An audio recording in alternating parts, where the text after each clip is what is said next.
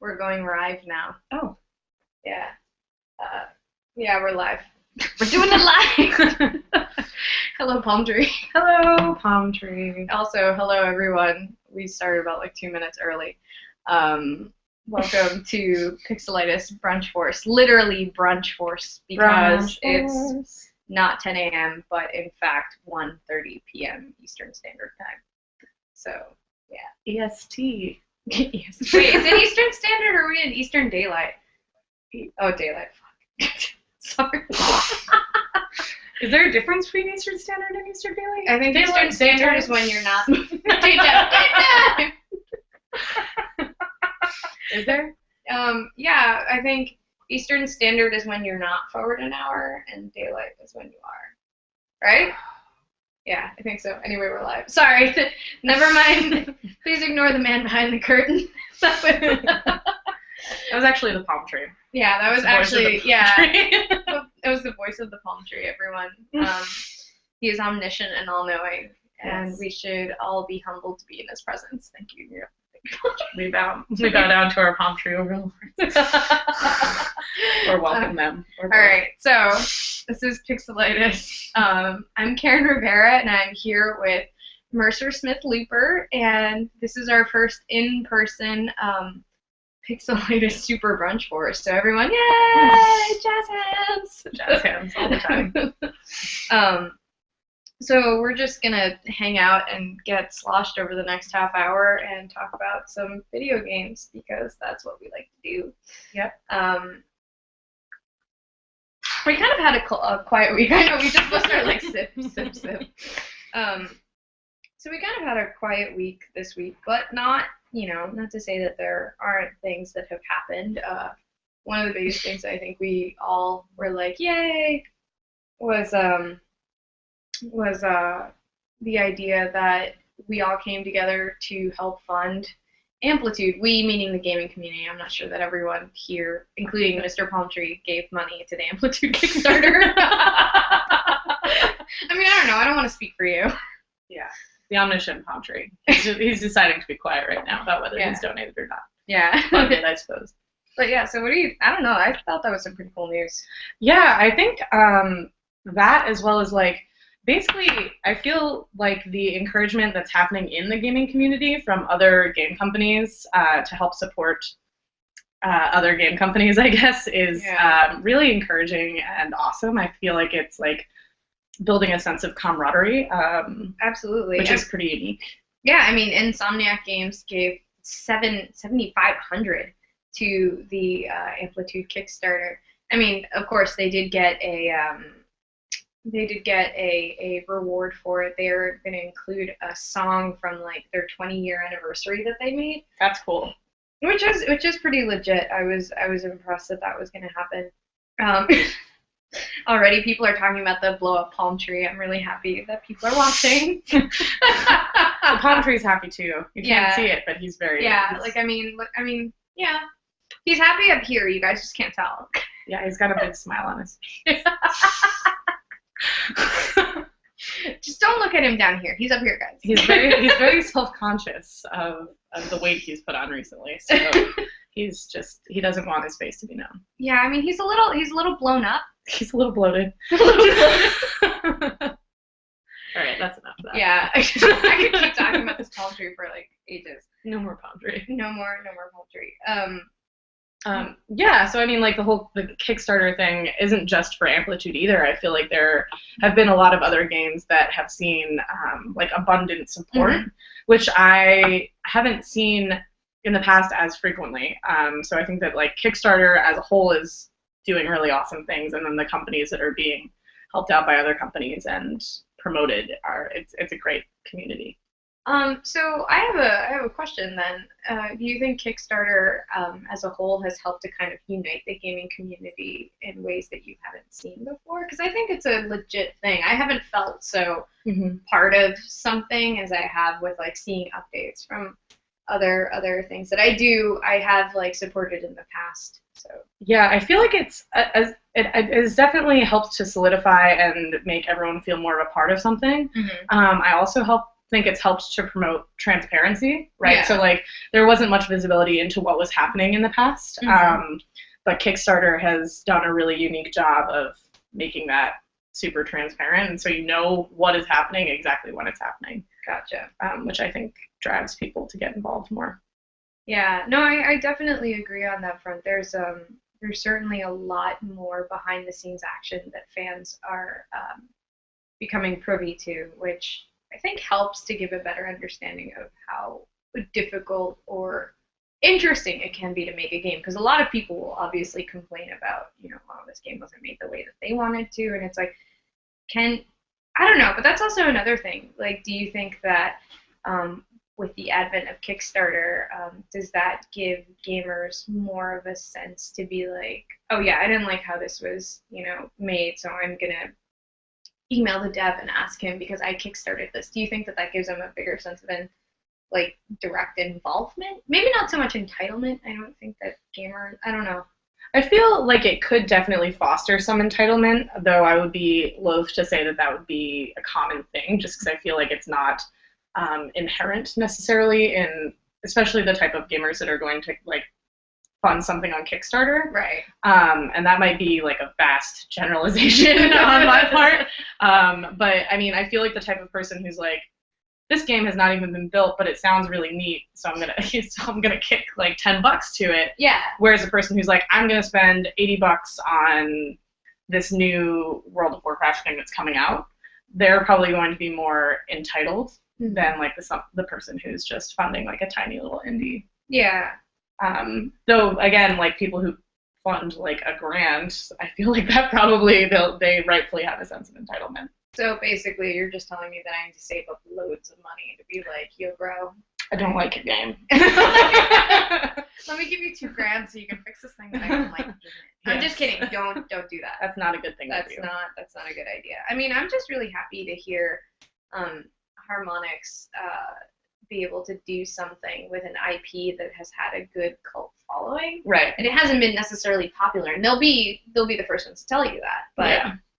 I just find that kind of interesting, especially because I hate to say it, Harmonix kind of got kicked in the teeth with the Connect. Yeah. The Connect announcement where it's okay, goodbye everyone, Yeah. So if they already had an IP in development that was being paid for by the company, and they wanted to do something that would be different to kind of help, in a sense, keep them on the map, because I don't know, I don't really know where music games are going to now. Right. You were just talking about how you were going to go home and play Guitar Hero. I'm yeah, I would do that. Yeah. We actually just got a new game at my house called Rocksmith. They just did They just did a re-release or new version of it, updated version. Right. I haven't played it because I kick my husband's butt every time we play Guitar Hero, and he's getting really disheartened because he's a musician, and I'm whoop, whoop, whoop, whoop, whoop, whoop. Well, to be fair, I've actually even tried to introduce Rock Band to other friends of mine who are musicians, and they're just this is so backwards. Right. I've had people tell me the drumming is the only thing that's about as straightforward as it gets because you're learning how to play to the beat and the tempo, but the guitar and other parts are just not exactly what it is in real life. Right, which is what's so cool about Rocksmith, because you plug your instrument into it, and it teaches you how to play the song on your electric guitar or keyboard. So you're actually What about your keytar? I mean, I feel that's something that they need to add. I just want to play my keytar. Do you have a keytar? No, I don't. Oh God, I was gonna be I'm so jealous if you have a keytar. It's what I've wanted my entire life. Not even kidding. I was oh God. But see, I would just want to do something with banjo. You could probably do banjo. They make electric banjos. Can I just be a hipster with my electric banjo? You could. You can do whatever you want. Today's your day. You could be remade every day. Every day. You could learn a new instrument with Rocksmith. That's true. That's interesting, though. Admittedly, I have heard a lot about Rocksmith, but I'm not too in the know. I think because I'm not musically inclined.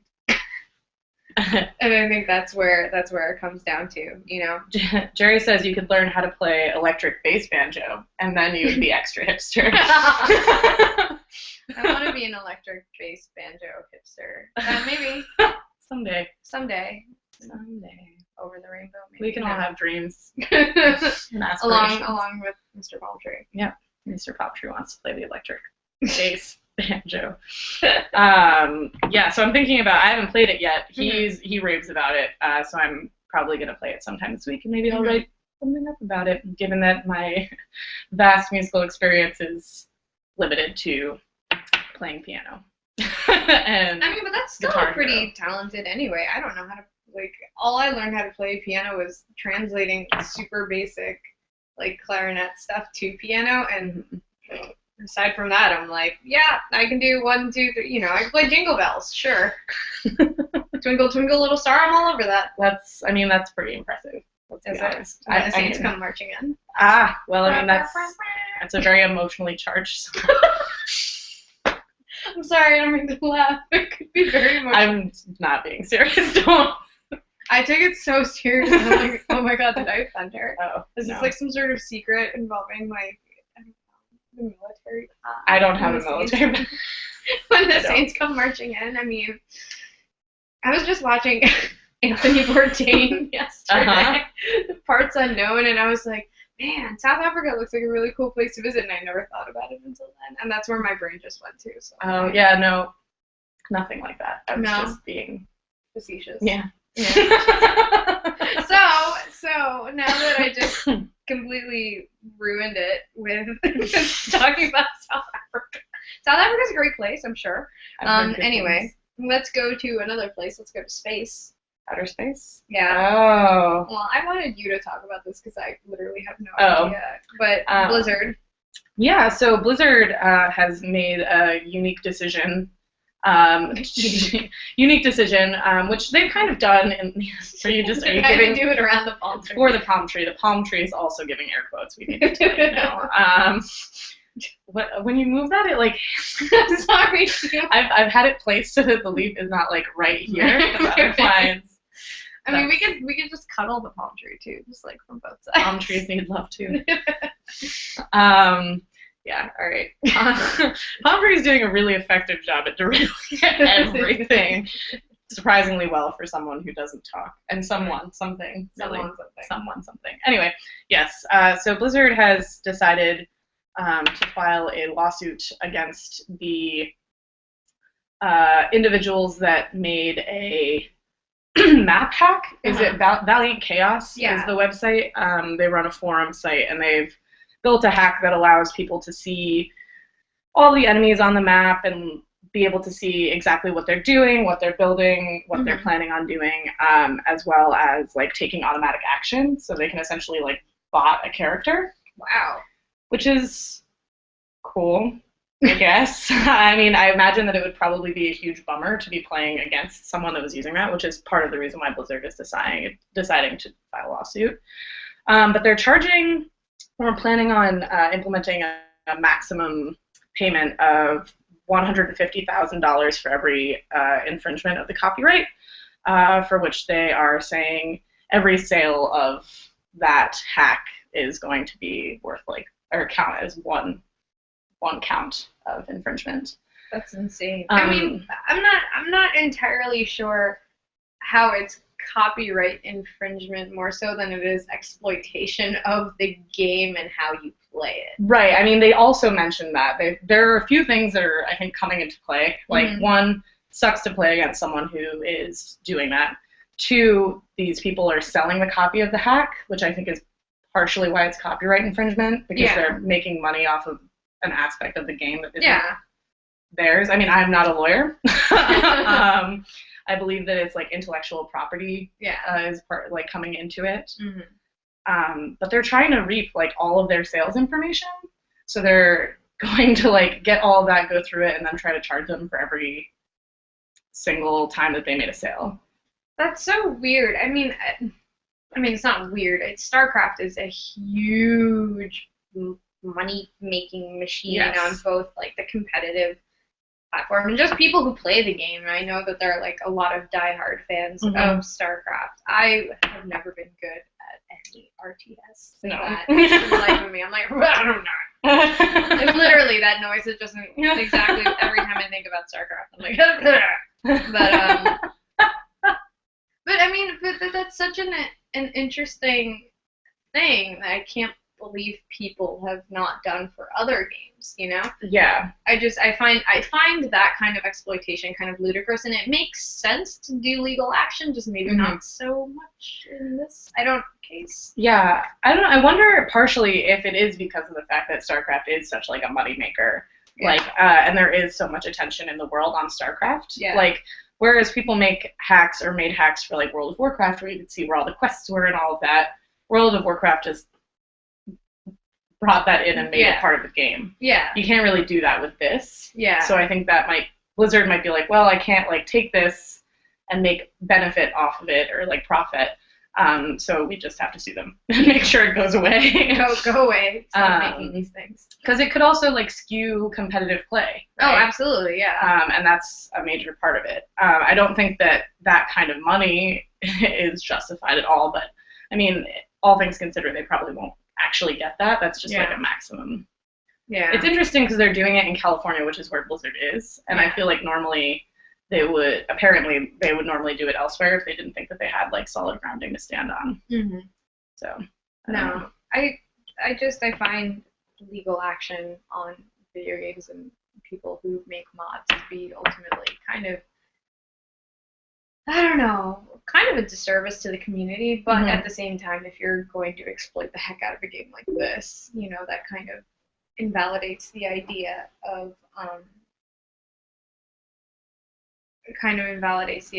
how you know, you should be allowed to play the game.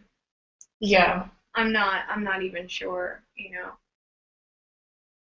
unless they made it available for everyone. Yeah, I think And would that make the game worthwhile? Because isn't the whole point of like RTS that you don't know what your enemy is doing? Right, exactly. And I think that's part of the issue is like there's so much money that is already invested. Yeah. That they don't know who's using it. Yeah. So it really could be anyone using it, and they could be using it for like profit gain. You know what I mean? Like if you're in competitive play and you're using this mod, it's apparently like almost undetectable. Wow. So I mean, who knows who's been using it? You know what I mean? Right. I think that's where the issue is coming through. Whereas like you don't make that kind of money in, again, like World of Warcraft or other games like that. No, that makes a lot of sense. So I mean, World of Warcraft in its sense is set as an exploratory game. It is competitive to a certain extent, absolutely. But like, you know, again, quests are not dependent on like the other person being a part of it. Yeah.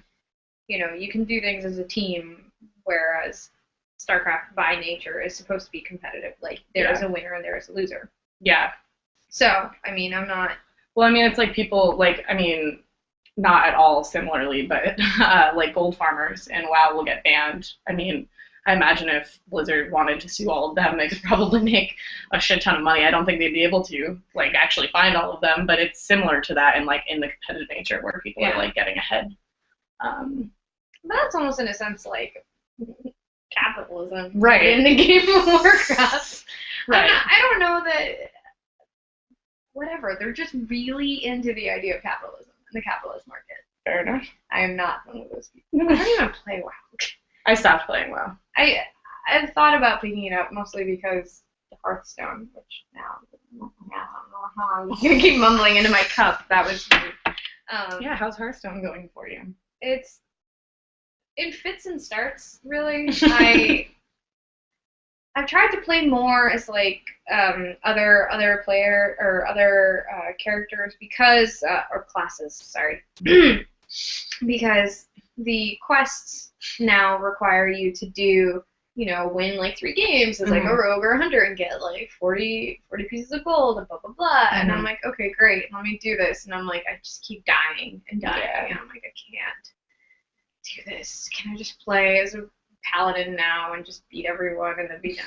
I'm like, I understand that you're trying to get me to play all sorts of different things and learn about life in Hearthstone, but no, I'm not. I just want to beat the crap out of people. I haven't even started in the arena yet because I keep spending all my money on the packs. So my life is just a mess in Hearthstone. It's not you're doing better than me. Have you tried playing? I've played it and I like it. I just don't like. I have a very competitive nature, I guess, and I don't want to play something unless I can like really put in the time to be like a total boss. And I don't have that kind of time, which is why I find myself playing things like Pokemon or WildStar, and once that releases, it's going to like suck my life away because goodbye Pokemon. Goodbye Pokemon. WildStar, yes. So I haven't devoted as much time as I could have. Also, all of my friends are already like ranked players, so it sucks to like go in and then have them be like, let me watch what you're doing, and then I'm like, I really would rather you not watch me like fail. Yeah, no, so. I have the same feeling. I actually played with Steven, one of our writers from Pixelitis, not that long ago, and I was surprised at how far along I got in the battle with him. I mean, I lost anyway because I think he played as a warlock. Yeah, he played as a warlock, and he had this crazy card called Void Terror, which basically takes all of the minions that are on the field. I'm trying to remember correctly, but basically like eliminates all the minions on the field and gives like one main character like a huge like hit rate. So like it ups his hit points and then will attack you in like one fell swoop, and you're just like, blah. Yeah. I was like, what? How? You know, I'm like, I can't beat that. You know, I'm like sitting all the way down at the end of my deck, and I had like maybe 2 cards left. I'm like, I can't play any of this. I'm just gonna lose. So I'm like, whatever. And I just wrote to him. I'm just like, wow, that's a crazy card. He's like, yeah, Void Terror. I'm just sitting there like, I would never be able to win, which is why, I don't know, I'm really interested in the strategic aspects of playing the game, and I like that I think about things differently when I'm playing the game. I don't normally think about that. But I think it's kind of, Hearthstone is kind of like a gateway drug to other card-based games. Yes. Like tabletop, so I'm like, yeah. I don't know, so. I agree, I'd say. I started with Magic first, and then I think I told you this, I like didn't have the money to continuously go and buy more Magic cards, and I also like didn't have the time to organize all of them. So having it on my iPad was sweet. I just can't put enough time into it, so I needed to stop. Maybe someday in the future. I've tried to play Magic before, but I think the first time I tried to play it, I came into like a little bit of a bias because at the time I was playing, it was with this group of dudes, and I don't know that other people run into this circumstance. I can only claim to know of my experience, but like, you know, there are people who are like set to troll the game every time they play because they will play something utterly ridiculous, and you're just like, what am I supposed to do with this? And this happens to me with D&D too, where like I had a friend who could like turn into a bear at willing and just threw that in there and was like, blah blah blah, I'm just gonna turn into a bear, and we're all just like, what? This does not serve any purpose to like our quest. We're trying to like kill off this like huge like 1,000-point like enemy or something like that, and we're trying to roll 20s. He's like, I'm just gonna turn into a bear. I'm like, why? What? Yes. So like a lot of times I get more disappointed in the way that people play, in the sense that they'll try to like troll the game, like make fun of the people who are actually earnestly trying to learn, and it kind of put a damper on my interest in Magic the Gathering. Plus, I guess at the first, like the outset, I was having a hard time trying to understand how it was, you know. Yeah, I feel like Hearthstone will probably help with that because a lot of the mechanics of Hearthstone are very similar to Magic. I mean, it's fairly simple. And when I look at like the numbers and how everything plays out, it's absolutely like you know, you hit, you know, you look at the attack on that card, you attack the person or the minion that's out on the field, and you're just like, all right, I'll attack this or I'll attack that, and that makes complete sense to me. I just, whenever people get more like trying to game the game necessarily, it gets me right in the feels, man. I'm just like just trying to make my way. Trying to make my way. Just be an honest player. Just doing what I do, dude. Just playing. I'm just an honest Player's gonna woman. play. Player's gonna play. Hate is gonna hate. Tater's gonna tape. Tater's gonna tape.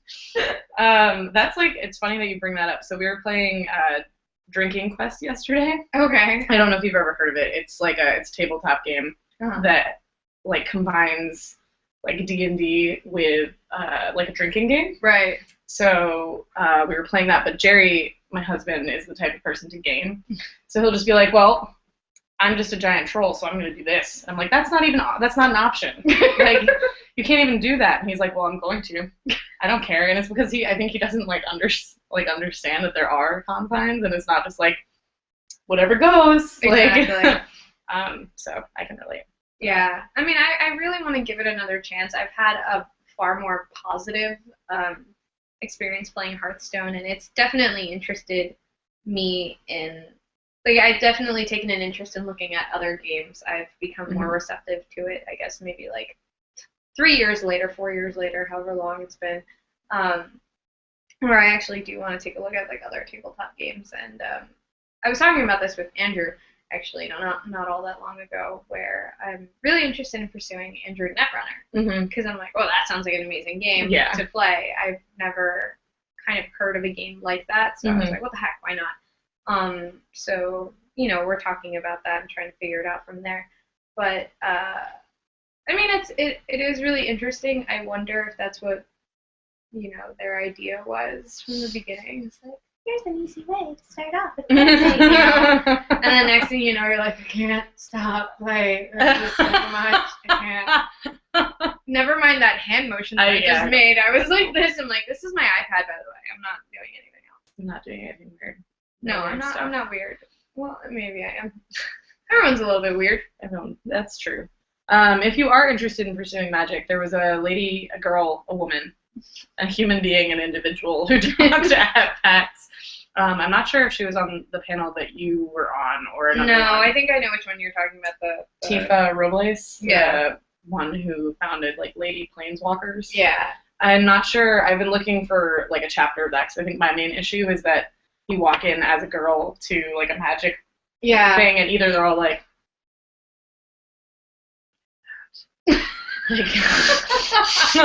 or they're like, oh yeah, let me teach you, and then they just don't teach you, and they're just like, bam, you're done, you're dead. Exactly. That was fun, huh? And I'm like, no. You didn't tell me what you were doing. You just put down like 8 cards and jujitsu'd me. Yeah, jujitsu'd me into oblivion. Like, yeah. Like 3 turns and I'm dead. That's not enjoyable, especially if I don't know why I'm dead or what exactly. happened. It's like, yeah, have you noticed this like crit hit? It's like a +10 plus like, you know, whatever. I'm like, what? Excuse me? Like, you. I got nothing. Yeah. You know, so I understand a lot of those. I understand the basics probably enough to get a handle of things for magic if I were to try again. I don't know, man. I'm a little worried. I think some of that. I think the attitude for a lot of things, like being included as a woman in like a lot of different things, is certainly changing. So I think that's definitely something that I don't think about as much. Right. I guess maybe so online too, because hi everyone, if you want to play me on Hearthstone, my username is Taco Sushi Cat. Taco Sushi Cat. Mine's Mercenator. Just like everything. Just like everything. Well, it's like the Terminator, but with Mercer. That's exactly why. Yeah, actually, that's exactly what it is. She will terminate you. Yep. She will hasta la vista baby you without the baby. Well, I guess. Sure. Without any babies. No babies. No babies. Just with some hasta la vista. Yeah, hasta la vista. And then just like dun dun dun dun dun dun dun. Yeah, you just keep on doing you. Wait, was it the T-1000 in Terminator 2 where he like falls into the lava and he's like? I think yeah. Thumbs up. Yeah, I think so. Yes, I think so. I mean, I'm not saying you need to die in a pit of lava. I think if I were to go, that would be the best way. Really? I mean, that'd be pretty badass. Especially I would assume it's like an epic fight that would result in you falling into lava. I mean, where else? I think that I wouldn't be able to find lava anywhere else. I don't think there's anywhere that I can buy lava in Boston. If you know, let me know. Because then I can like steadily build up a lava pit over the course of my life, and then at the end I'll just go that way. The tiles are made of lava. But real life. Yeah, exactly. Real just life like in the lava pit. basement of my apartment, there's just a lava pit. I would be down for that. That's where I put my garbage, actually. I mean, that's where I would put my garbage. That's an excellent way to do some composting. Right? Just throw everything in the lava. Yep. Turns into ash, and you're just like, And hey. that's done. Yeah. Hey, bro. Come at me. Yep. I got a lava pit. Yeah. What you got? Yeah, you don't have a lava pit. I do. You don't. Maybe that will teach you. I don't know. Now we're talking about like throwing people in the lava pit. I feel like that's implied a little bit, but Yeah. But I wouldn't do that. Not the palm tree. No. Not Mr. Palm Tree. Why is he a Mister? Why can't he be a Mrs.? An omniscient lady palm tree. Lady palm tree is fine. Genderless. I don't see gender palm tree. I don't see gender palm tree. Exactly. Genderless palm tree. Yeah, this is a genderless palm tree. It's a Mr. Mrs. palm tree. Schmisses. Yeah, I don't know how to like combine those. All right. So yeah, that was our half-hour brunch force talk, in which we discussed mostly palm trees, Magic the Gathering, and StarCraft. Well, I learned a lot more about StarCraft. I think I put in a lot more thought into StarCraft versus the idea of I don't give a poop about StarCraft. Nope. I mean, but there's nothing against the competitive players. There's nothing against that at all. I think I just have not given StarCraft a fair shake. Right. I mean, I just fair shake. Okay. Now I know what your feelings have been like this whole time. It's like I just got hit in the face with the phone. No, it's okay. But yeah. So Super Brunch Force is a weekly thing that happens every weekend, either Saturday or Sunday. Today it happened to be a Sunday. Featuring an ever-changing cast of members, although Mercer has been our consistent lady in armor, I guess. Lady in armor. Lady in mimosa. Brunch. Lady in mimosa. She's in the mimosa, just ready to pop out. I just bathe in mimosa every weekend. I just fill it out. Yeah. You're very citrusy, and I am. you entrance everyone with your drunkenness. I do. Drunkenness. You are. I'm drunken all the time. You are drunken all the time. Everyone just drinks you. What? No. No. Okay, that's too much. Okay. Anyway. Yes. So yeah. So this is us saying goodbye. You can absolutely follow us on Twitter. Pixelitis blog. If you're already watching this, you know where our website is, www.pixelitis.net, and you can also follow Mercer at Mercenator. And you can follow myself at Karen_P_Rivera. I don't know when I'll ever fix that. Maybe I won't. But yeah, thank you so much for tuning in. Maybe next week we'll talk about something else other than palm trees and quiche. Yep, and Neopets. And Neopets, yeah. All right. If you have something that you want us to talk about or that you want to see, feel free to tweet it at Pixelitis. Oh yeah, tweet everything, all of the things, and talk to us about it. Yeah, maybe finger guns, lasers, pew fingers. Pew finger laser guns. All right. Okay. Peace out, guys. Have a good Sunday. Bye. Bye.